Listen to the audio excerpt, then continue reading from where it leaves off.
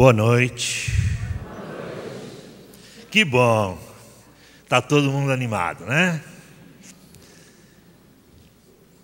O tema da nossa conversa essa noite é a parábola do bom samaritano, que Kardec colocou no capítulo 15 do Evangelho segundo o Espiritismo, que traz o título Fora da caridade não há salvação. Causa muitas vezes uma certa espécie essa história de caridade, não é? O Espiritismo enfatiza esse aspecto que vem nos ensinar que sem a caridade não adianta nada que nós façamos. E isso muita gente estranha porque nós aprendemos das nossas crenças primitivas, a Igreja Católica, as igrejas protestantes, nós aprendemos a louvar a Deus, nós aprendemos a nos conduzir de forma pia, de orarmos bastante, de nos ajoelharmos diante do altar, e achando que isso era suficiente. Louvar a Deus, orar bastante, ir à igreja ou ao centro, por que não dizer, pelo menos 2 vezes por semana. Isso nos parecia o bastante para nós nos salvarmos. É bom lembrar, né, que quando nós falamos de salvação, nós estamos presos ainda àquele conceito de céu e inferno, que todos nós aprendemos, todos nós acreditamos um dia. Foi importante para nós essa crença, ela não foi em vão, porque o inferno nos amedrontava e fazia com que nós buscássemos um caminho melhor para evitá-lo. O céu chamava atenção pela beleza, pela tranquilidade que oferece, pela paz e por estarmos junto a Deus o tempo todo. Isso era o que nós acreditávamos. Mas o Espiritismo veio nos trazer um novo ensinamento. Tudo isso é importante irmos à igreja, é importante orarmos, é importante vir ao centro, enfim, faz parte da nossa condição religiosa, das nossas necessidades. Mas isso não é suficiente mais. Nós já aprendemos, o Espiritismo nos ensina que não é suficiente. É preciso caridade. Só que caridade virou sinônimo de esmola.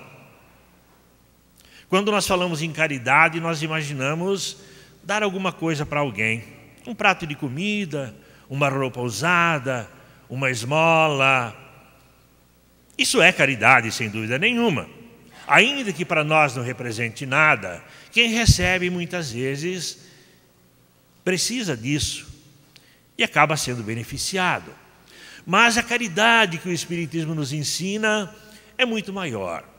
Eu prefiro usar o termo fraternidade, porque fraternidade é mais amplo, é o comportamento entre irmãos, é a conduta entre irmãos. E foi isso que Jesus veio nos ensinar. Hoje nós podemos entender assim. Kardec colocou nesse mesmo capítulo, na introdução, a descrição que Jesus fez daquilo que seria um julgamento da humanidade. Ele usava a linguagem que nós podíamos entender. Ele falava aquilo que nós poderíamos compreender naquele momento em que nós vivíamos, e até bem pouco tempo era o que nós podíamos entender. Por isso foi descrito como salvação. E eu sempre lembro que Jesus não escreveu nada. E mesmo os apóstolos não escreveram nada, exceto Mateus, que escrevia algumas coisas, anotava algumas coisas de que Jesus falava. Nenhum dos apóstolos teve a preocupação de colocar no papel ou no pergaminho, já que não existia o papel naquele tempo, os ensinamentos de Jesus. E mesmo que desejassem fazer, poderiam escrever aquilo que entenderam que ele falou, e não exatamente o que ele falou. Tentem escrever depois que eu terminar aquilo que eu falei. Ninguém vai conseguir escrever aquilo que entendeu que eu falei, que nem sempre pode ser nem sempre será aquilo que eu quis falar, aquilo que eu desejei passar. Imagine naquele tempo, e os evangelhos foram escritos centenas de anos. Dizem que o mais antigo foi escrito 70 anos depois de Jesus. Portanto, não podemos tomar ao pé da letra aquilo que está ali. Temos que aproveitar o sentido que é dado, né? Por isso Jesus falava por parábolas, porque as parábolas têm o poder de eternizar. O ensinamento por parábolas teve a capacidade de ultrapassar todas as barreiras, inclusive as perseguições, as modificações, as adulterações intencionais que fizeram. Elas continuam puras, continuam transmitindo uma mensagem interessante do Evangelho de Jesus. Por isso Jesus aqui é descrito como o julgamento da humanidade, né? E é curioso lembrar que em todos os quesitos apresentados, nenhum fala de adoração, nenhum fala de oração, nenhum fala de fé. Será que isso não era importante? Claro que era. Mas é tão importante que não precisava nem ser dito. Estava implícito em todo o ensinamento de Jesus, mas ele fala de conduta. Ele fala, e ele descreveu, né? Quando o Senhor vier para julgar a humanidade, dirá, colocará a humanidade uns à direita, outros à esquerda, e dirá aos que estão à direita: tive fome e me deste de comer, sede e me deste de beber, estava nu e me vestistes, estava preso, fostes me ver, doente me visitastes. Esses são os quesitos. E eles responderiam: mas Senhor, quando foi que nós fizemos isso? Foi quando fizeram a um desses pequeninos, seus irmãos. Foi a mim que vocês fizeram. Igualmente, aqueles que estavam à esquerda: tive fome e não me destes de comer, sede e não me destes de beber, nu não me vestistes, doente não me fostes ver. Mas Senhor, como nós deixaríamos de fazer isso para o Senhor? Para mim vocês não deixariam, mas quando vocês deixaram de fazer para os seus irmãos, vocês deixaram de fazer para mim. Olha que beleza de ensinamento, né? Simples, no sentido de mostrar que o importante é a conduta entre irmãos, a conduta fraterna. Eu, quando falo sobre isso, eu gosto de pensar que Jesus estava olhando para o nosso tempo. Porque nós vivemos um momento importante da humanidade, né? Um momento da transição planetária, que de tanto a gente falar parece que fica banalizado e muita gente não se preocupa. Nós reclamamos da situação, porque está feia, está ruim, está grave. Hoje, principalmente, muita gente deve ter xingado, deve ter falado um monte de bobagens por aí, porque é normal ficar nervoso com a situação que nós enfrentamos hoje. Mas isso faz parte realmente do momento em que nós estamos vivendo. E por que ele falava para essa nossa época?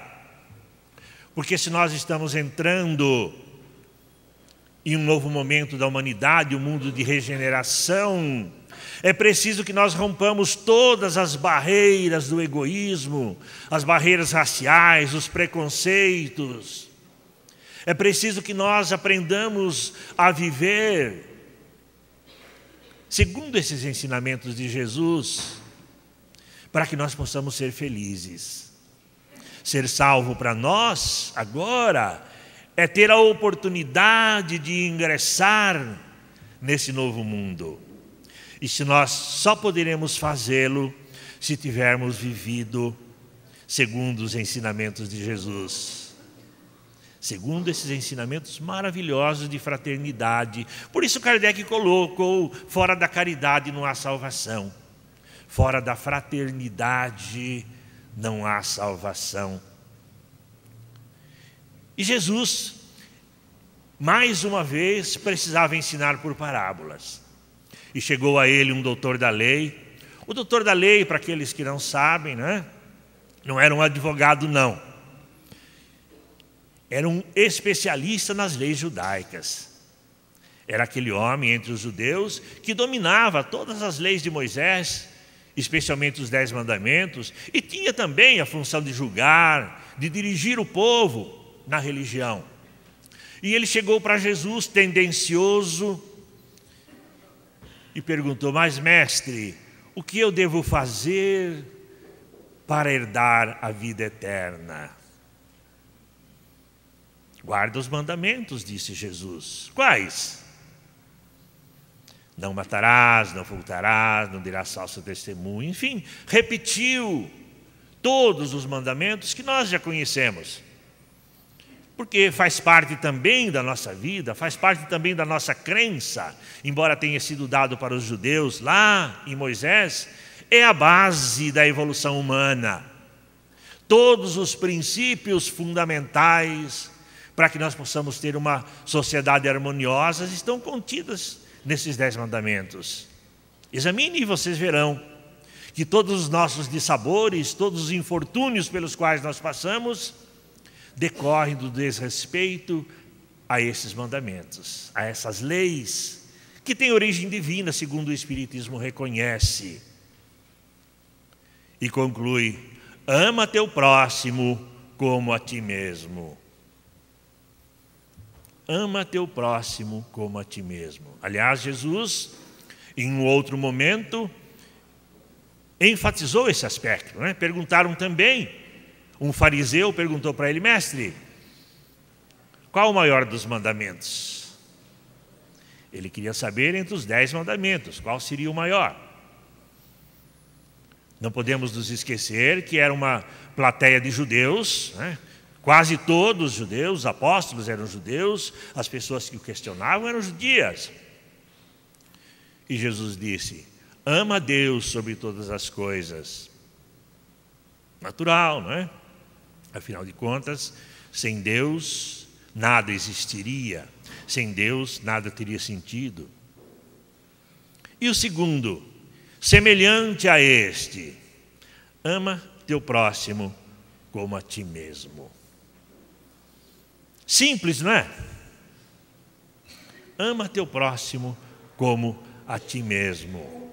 E o doutor da lei não se deu por satisfeito e fez a pergunta que todos nós gostaríamos de fazer. Eu acho que agora ele já estava preocupado, porque embora ele guardasse todos os mandamentos, ele estava em dúvida se ele realmente amava o próximo. Quem é o meu próximo? Puxa vida, né? Se nós fôssemos analisar isso, nós mesmos, agora nós diríamos: o meu próximo é o meu filho, o meu pai, a minha mãe, meus irmãos, aquelas pessoas que eu gosto, aquelas pessoas da minha relação, aquelas que se afinizam comigo, estes são os meus próximos. E eu acredito que era também o que aquele doutor da lei acreditava. O próximo é aquela pessoa que está próxima de nós. Próxima não apenas fisicamente, mas por laços consanguíneos, por laços de amizade, enfim, aqueles que estão em torno de nós. E como é que Jesus poderia responder isso, né? Porque é fácil nós amarmos aqueles que estão próximos de nós, não é? Embora muitas vezes a gente não ame nem assim, mas é muito fácil amar o filho, é muito fácil amar o pai, é muito fácil amar a mãe. Lembrando, né, outra coisa, que amar, nós também banalizamos o termo amor, esse verbo maravilhoso, nós banalizamos. Amor virou só um sentimento. Hoje em dia, amor é sinônimo de um sentimento. Então nós vemos todos os dias aí as pessoas amando e deixando de amar. O amor acabou, especialmente na televisão, né? Os artistas, também fora dela, só que os de fora dela não aparecem, né? Os artistas aparecem mais, que estão sob os holofotes da mídia. Todo dia começa um novo amor, todo dia acaba um amor antigo, e nós passamos a achar que amor é só isso. Mas amor, na realidade, é um conjunto de condutas que decorrem de um sentimento, é óbvio. Mas o sentimento sem a conduta é vazio. Então, amar o próximo é ter para com ele uma conduta coerente com esse sentimento. É socorrer o próximo, é ajudar o próximo, é amparar o próximo, é ouvir o próximo, é estar atento para as suas necessidades, é estar atento para as suas inquietações, mesmo em se tratando da família. Aliás, o grande problema dos dias de hoje é que os pais não têm tempo para isso com os próprios filhos. O amor acaba se tornando apenas um sentimento sem atos objetivos de amor. Então o amor deixa de ser apenas um sentimento para ser um conjunto de condutas que possam lá no fim ser identificado como atos de amor. Aí fica mais difícil, né? Porque é muito fácil dizer eu amo. E Jesus, para não deixar barato, né? Para ensinar realmente, ele usou uma figura, uma parábola muito interessante, que tem muitas formas de interpretação, mas eu gosto de uma em particular. Para a gente entender, é preciso uma rápida aula de história. Perdoe o termo aula, né? Não sou nenhum professor, mas vamos lembrar alguns fatos históricos do povo judeu para que a gente possa entender o real significado dessa parábola de Jesus. Todos nós conhecemos, todos nós já ouvimos em algum lugar, mesmo quem não leu a Bíblia, os evangélicos são especialistas nisso, nós não, mas nós já ouvimos falar de um rei Davi, não é? O primeiro rei, o segundo rei de Israel, que ao morrer deixou Salomão, seu filho predileto, como seu sucessor. Aí também é uma história curiosa, né? Salomão era um filho adulterino. Salomão era casado, aliás, um monte de vezes, né? Aliás, Davi era casado um monte de vezes, porque aquele tempo era permitido. Mas ele se encantou com a mulher de um general, o general Urias. Também ela provocava, ficava tomando banho nua lá no quintal da casa dela para que o rei visse. Paciência. Pelo menos é o que a Bíblia conta, tá? Eu não estava lá. E o rei o que fez? Mandou o general para a frente de batalha para que morresse e ficou com a mulher dele. E dessa união é que nasceu o Salomão, o grande rei de Israel, considerado o homem mais sábio do seu tempo. Mas ele era muito sábio, mas ele não soube educar os filhos. Aliás, acontece muito isso até nossos dias, né? Nós somos sábios com os outros, somos sábios para dirigir a empresa, somos sábios para um monte de coisa, mas não somos sábios para educar os nossos filhos. E quando ele morreu, os seus filhos entraram em luta pelo trono. Davi havia indicado Salomão, mas os outros filhos não concordavam, particularmente um, e houve uma ruptura entre o povo judeu. 9 tribos formaram o que ficou chamado o reino de Israel, e 3 tribos formaram o reino de Judá, com capital em Jerusalém. As 9 tribos tinham capital Samaria. Olha aí o samaritano aparecendo. Mas todos acreditavam ainda em Jeová, todos seguiam o Pentateuco, né? o livro sagrado dos judeus, os 5 primeiros livros que estão na Bíblia. Todos eles tinham as mesmas crenças. Eram todos herdeiros de Abraão, de Jacó. O tempo passou, houve uma grande invasão, o povo de Israel foi levado cativo, alguns ficaram. Tempos depois, o povo judeu também foi levado cativo. E quando retornaram, a ruptura estava consagrada. Os samaritanos não podiam ir a Jerusalém orar, eram inimigos. Eles eram mais adversários do que nós, dos argentinos, em futebol. Não podiam se ver. Tanto que dizem que o judeu, quando via um samaritano, cuspia de lado, nojento, né? Mas esse era o objetivo, era menosprezar. E o samaritano não deixava por menos, também não gostava do judeu. Embora, repito, acreditassem no mesmo Deus, tivessem as mesmas leis religiosas, eles não se toleravam. Daí a importância da figura que Jesus coloca do bom samaritano. Por quê? Porque ele ia de Jerusalém para Jericó, estava em território judeu. E Jesus não fala se esse homem que ia de Jerusalém para Jericó era judeu, era samaritano ou era romano, era apenas um homem. Apenas um irmão em humanidade que estava ali. E ele foi assaltado, foi ferido e ficou como morto à beira da estrada. Eis que passou o sacerdote. Qual é o dever de um sacerdote, gente? Entre outros, amparar as pessoas. Ou não é? Desde todo sempre, o sacerdote, líder religioso, tem o dever de dar amparo, não apenas espiritual, mas também amparo material, moral, para os necessitados, para aqueles que os procuram. Isso em qualquer religião. Embora nós não tenhamos sacerdotes no Espiritismo, mas também aqueles que fazem aqui o papel representativo, os médiuns, os trabalhadores, também têm essa obrigação moral e religiosa de amparar e de socorrer. E o sacerdote passou e fingiu que não viu. Ele não perguntou sequer se era samaritano, se era judeu. Simplesmente ignorou o ferido. Em seguida passou o levita. Aí precisa também uma outra explicação, que a maioria das pessoas não sabe o que é isso, né?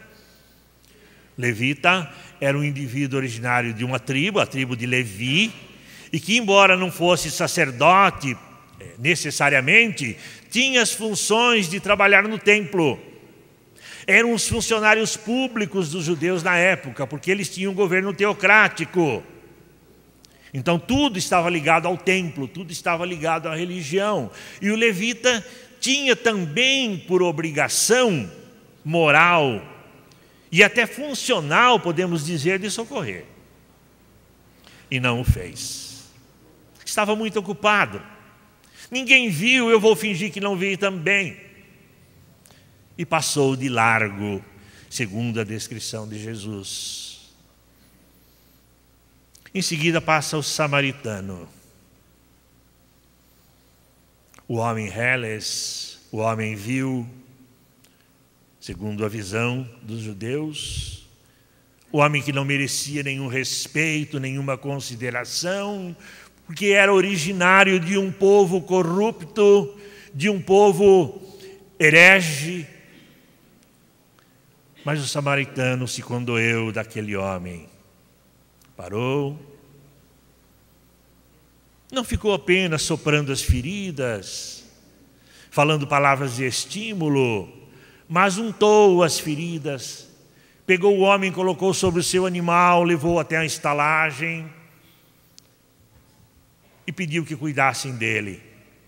Deixou dinheiro para pagar a conta e se comprometeu a pagar todo o resto na volta. Não tinha nenhuma obrigação de fazer isso. Não era sacerdote, não era levita, não era parente. Aliás, nem perguntou quem era o homem.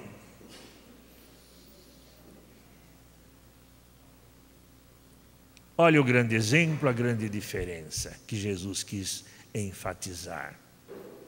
Nós podemos tirar aí inúmeras lições, especialmente no aspecto raça. Ele não perguntou: você é samaritano, você é judeu, você é romano? Ele o encarou como um irmão, como um ser humano que necessitava naquele momento de ajuda, de socorro, de amparo. E o socorreu, e o amparou. E Jesus pergunta: quem foi? Quem era o próximo? Ficou fácil, não é? Mas nos dois sentidos, nos dois aspectos.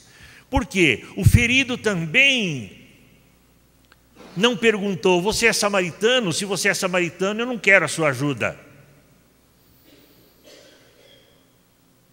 Ele precisava de socorro e aceitou a ajuda. Aliás, tem uma outra passagem na Bíblia muito interessante, está no Evangelho segundo São João, capítulo 5, se não me engano, que envolve um samaritano também, melhor dizendo, uma samaritana. Jesus estava nas suas caminhadas com os apóstolos e parou em uma cidade da região de Samaria. Mandou os apóstolos à cidade para fazer compras, que eles precisavam de alimentos nas suas caminhadas, eles tinham que comer, não é? Eles não viviam de brisa. E Jesus estava com muita sede e ele viu um poço, o famoso poço de Jacó. Jacó que teria aberto aquele poço, quem duvidar que vai conferir, né? Mas constava que era o poço de Jacó. E lá uma mulher que tirava água. E Jesus chegou e disse: dá-me de beber. E a mulher olhou bem para ele e falou: mas que cara de pau, você é judeu e vem pedir água para mim que sou samaritana? Olha o preconceito do outro lado. Ela não disse assim, mas eu imagino que ela disse: você sendo judeu vem pedir água para mim que sou samaritana? Onde já se viu uma coisa dessa? E Jesus disse: se você beber dessa água,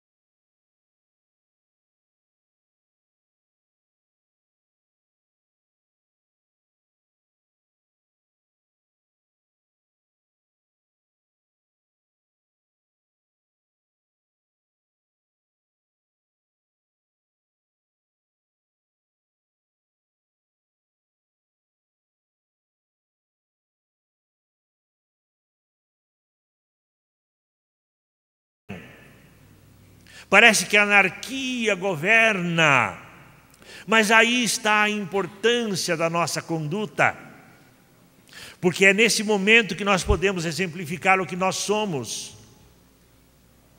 Imaginemos a sociedade que nós queremos para nós. Quando nós vemos os países que estão melhores do que nós, especialmente na Europa, né? Onde aparentemente reina a paz, onde tudo é bonito, onde tudo é limpinho, onde não existem quase assaltos, não existem quase violência, embora existem em todos os lugares, nós dizemos, como seria bom viver num lugar desses? É comum as pessoas que vão para o exterior dizerem que não tem mais vontade de voltar para o Brasil, em função do que nós vivemos aqui. Mas a pergunta que nós temos que fazer: nós estamos preparados para viver nesses lugares? Nós estamos preparados? A nossa conduta é capaz de construir uma situação assim? Do jeito que nós estamos vivendo, nos comportando em sociedade, na nossa família, no nosso trabalho, na nossa empresa, nós estamos contribuindo para viver num mundo assim? E note que eu estou dizendo um mundo imperfeito desses países.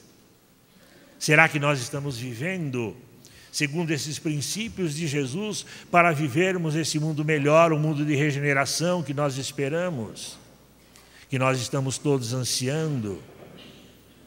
É uma pergunta que nós temos que fazer a nós mesmos diante da situação, não é? Onde tudo nós podemos. E como nos disse o apóstolo Paulo certa vez, né? Tudo posso, mas nem tudo me convém. Ou seja, eu tenho que analisar aquilo que convém fazer, aquilo que convém a mim vivenciar, para que eu viva um mundo melhor. A parábola do bom samaritano não deixa dúvidas quanto a isso. Jesus demonstrou que não é a religião, não é a nacionalidade, não é a crença, não é a condição social, mas é aquele sentimento chamado amor que resulta da conduta, que resulta do nosso jeito de viver, do nosso jeito de nos comportarmos diante dos nossos irmãos. Nós poderíamos citar muitas outras passagens, muitos outros textos na Bíblia, né, que nos falam desse aspecto da conduta, que nós, infelizmente, mudamos apenas para a fé, apenas para a oração, apenas para a vivência religiosa, que nos parecia suficiente, nos parecia importante. É importante, sim, eu repito, né? Todas as religiões que pregam o bem, já disse o Dalai Lama, o Buda disse isso, que a boa religião é aquela que faz o homem melhor. Se não foi o Buda, me perdoe, mas foi um deles. Também não tem importância, porque não vai aqui questionar, né? Os direitos autorais da frase. Mas foi dito com muita sabedoria: a boa religião é aquela que faz o homem melhor, aquela que é capaz de fazer com que o homem caminhe na direção certa, rumo ao progresso, rumo à evolução.